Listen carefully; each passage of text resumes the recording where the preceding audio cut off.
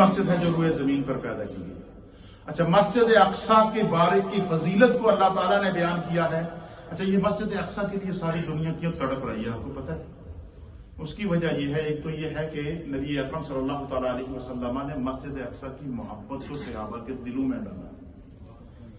اچھا، کتب سابقہ جتنے انبیاء حضرت عیسیٰ علیہ السلام تک جتنے بھی نبی آئے ہیں اور جو کتب اور صحائف نازل ہوئے ہیں، ان کے اندر یہ لکھا ہوا تھا کہ یہ مسجد اقصیٰ جو ہے وہ آخری نبی جو ہوگا، اور اس آخری نبی کے جو خلفاء ہوں گے، اور ان میں سے ایک خلیفہ اس نبی کا خلیفہ دوم ہوگا، اور جس کا نام عمر بن خطاب ہوگا. توریت کے اندر بھی، انجیل کے اندر بھی اور زبور کے اندر بھی حضرت فاروق اعظم کا نام لکھا ہوا ہے کہ آخری نبی کا دوسرا خلیفہ جس کا نام عمر بن خطاب ہوگا، وہ اس بیت المقدس کو، اس مسجد اقصیٰ کو فتح کرے گا، اور پوری روئے زمین کے اہل ایمان کے لیے قیامت تک کے لیے جو ہے وہ مسجد اقصیٰ جو ہے وہ لوگوں کے دلوں کے اندر اس کی محبت پیدا ہو جائے گی. اس لیے قرآن و حدیث کے اسلوب سے ہمیں پیغام ملتا ہے کہ ہمیں خود بھی اور اپنے بچوں کے دلوں کے اندر جس طرح ہم مدینہ طیبہ کی محبت جگاتے ہیں، جس طرح ہم خانہ کعبہ کی محبت جگاتے ہیں، آج کے دور کے اندر یہ فرض ہو چکا ہے مسلمانوں کے اوپر، روئے زمین کے مسلمانوں پر، کہ اپنی اولادوں کے دلوں کے اندر اسی طرح مسجد اقصیٰ کی محبت کو جگائیں. کیوں؟ اللہ نے فرمایا کہ جب محبوب کو معراج کرائی تو حضور علیہ السلام کو اللہ تعالیٰ نے معراج کا جو سب سے پہلا پوائنٹ، سب سے پہلا سٹیشن جس کو کہتے ہیں سفر کا، وہ پہلا جو سٹیشن تھا جس کے اوپر حضور علیہ السلام کو روکا اور پوری روئے زمین اور تمام انبیاء پر نبی کی برتری کو ظاہر کیا.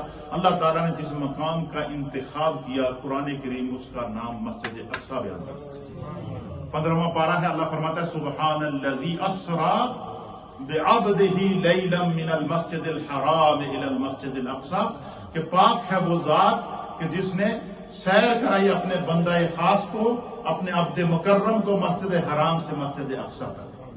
یہ حضور علیہ السلام. اچھا، مسجد اقصیٰ میں جب حضور پہنچی تو اللہ پاک نے عالم ارواح سے اور عالم برزخ سے کم و بیش 1.25 لاکھ انبیاء اکرام کو اپنی قبروں سے نکال کر دوبارہ زمین کے اوپر لا کر مسجد اقصیٰ میں صف بستہ کھڑا کر دیا کہ جس محبوب کی خاطر میں نے آج روئے زمین کو بنایا ہے، اس محبوب نے آج اس مسجد اقصیٰ میں قدم رکھنا ہے، لہذا ہر نبی اس مسجد میں موجود سرکار کا استقبال کر رہا ہے. اب وہ کیا منظر ہوگا کہ حضرت سلیمان علیہ السلام بھی اس معراج کے موقع پر موجود تھے اور اپنے ہاتھوں سے بنائی ہوئی مسجد کو دیکھ رہے تھے کہ آج میری اس بنائی ہوئی مسجد میں اللہ کے پیارے حبیب قدم رنجا فرما رہے ہیں.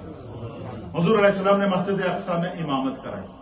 پھر حضور کو جو آسمانوں پر لے جایا گیا، مسجد اقصیٰ جو ہے نا، یہ جو ایک ڈوم سا بنا ہوا ہے اور خوبصورت سا گولڈ ٹائپ کا ڈوم بنا ہوا، لوگ سمجھتے ہیں یہ مسجد اقصیٰ. یہ مسجد اقصیٰ نہیں ہے. اس کے ساتھ یہ جو پرانی والی عمارت ہے یہ ہے مسجد اقصیٰ. یہ جو ڈوم بنا ہوا نا، یہ وہ جگہ ہے جہاں سے حضور علیہ السلام براق پر بیٹھ کر آسمانوں پر گئے. یہ وہ مقام ہے. پھر وہ مسجد جس کو جنات سے حضرت سلیمان علیہ السلام نے تعمیر کیا، وہ آج بھی اصلی شکل میں موجود ہے. ایک بات. دوسری بات، ہمیں یہ بھی معلوم ہونا چاہیے کہ قیامت آئے گی. کیا ہوگی؟ قرآن نے بیان کیا قیامت، پوری صورتیں لا اقسم بیوم القیامہ، اللہ تعالیٰ نے قیامت کے دن کی قسم کھائی ہے. پھر اسی طریقے سے قیامت بپا ہوگی، ایک پورا اینڈ آف دا ورلڈ ہو جائے گا، 7 آسمان ختم ہو جائیں گے، 7 زمینیں ختم ہو جائیں گی، ایک میدان بنے گا. کیا ہوگا؟ ایک میدان بنے گا اور میدان حشر بپا ہوگا. اور حشر کا جو مرکزی مقام ہوگا، میدان حشر کا جو مرکزی مقام ہوگا، جہاں پر ہر نبی کا دیدار بھی ہوگا، اور اسی مقام کے اوپر جو ہے وہ ہر مومن کو خدا کا دیدار بھی ہوگا. اور وہ جگہ کون سی ہے؟ وہ جگہ بھی مسجد اقصیٰ ہے. حشر کا دن، میدان حشر جب ہوگا تو حشر بپا جو ہوگا، نبی پاک نے فرمایا کہ حشر کا جو مقام ہوگا وہ مسجد اقصیٰ ہوگا. مسجد اقصیٰ سے جو ہے وہ وہاں پر ہر نبی موجود ہوگا، اور ہر نبی کا صاحب ایمان امتی، ہر نبی کا امتی مسجد اقصیٰ کا دیدار کرے گا. اس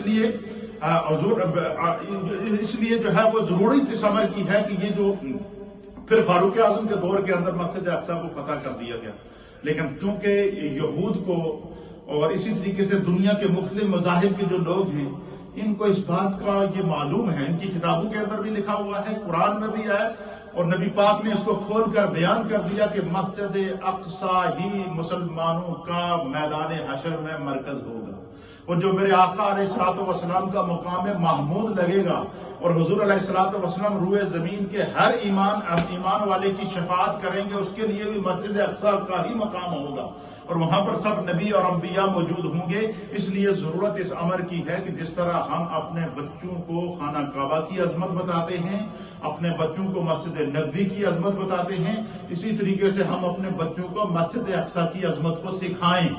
یہ ضروری ہو گیا ہے آج کے دور کے اندر۔ یہ جو مسجد اقصی میں چھوٹے چھوٹے 6 مہینے کے فلسطینی بچے اپنی جانوں کا نذرانہ پیش کر رہے ہیں، ہر عمر کا شخص اپنی جان کا نذرانہ پیش کر رہا ہے، اس رمضان میں 27ویں شب اور عید کو 50 کے قریب فلسطینیوں نے اپنے خون سے مسجد اقصی کی حرمت کی حفاظت کی ہے۔ یہ ایسے تو جذبہ نہیں پیدا ہوا، اس لیے روئے زمین کا مومن چاہے وہ کہیں بھی بیٹھا ہوا ہو، لیکن